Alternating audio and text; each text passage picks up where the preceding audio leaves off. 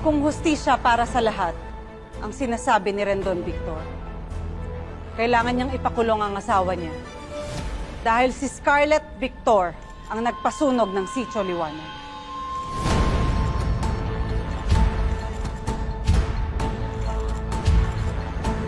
Ako si Maria Asuncion at nakatira kami sa Sitio Liwanag na ipinasunog ni Scarlett.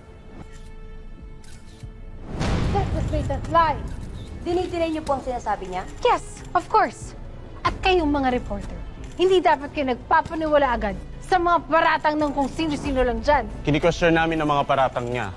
Yun ang trabaho namin. Yung sunog sa Sitio Liwanag 3 years ago, yun ang tinutukoy mo.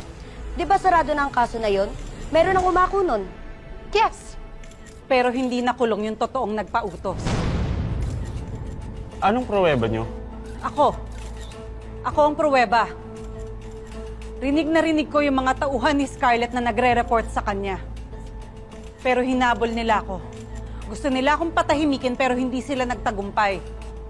Bakit ngayon lang ho kayo nagsalita?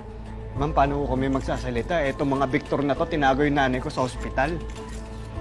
Tinuturokan ko siya ng kung ano-anong droga para makalimutan yung nangyari sa kanya, para mawala sa sarili.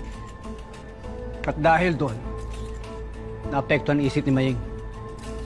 Mabuti na nakatakas siya. Kung hindi, doon pa siya mamamatay sa ospital ng mga Victor.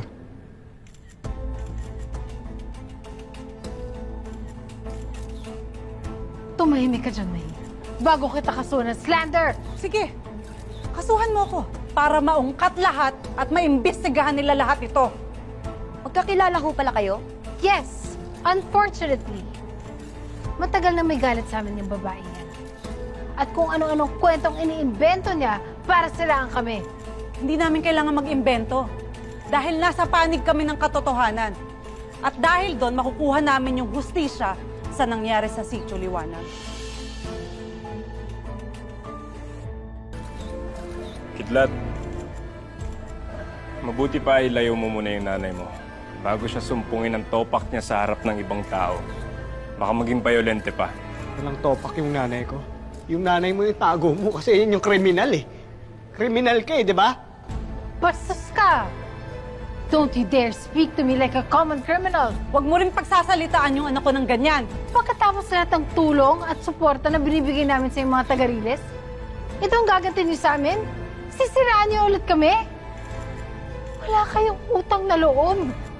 Wala kayong puso. Sige na.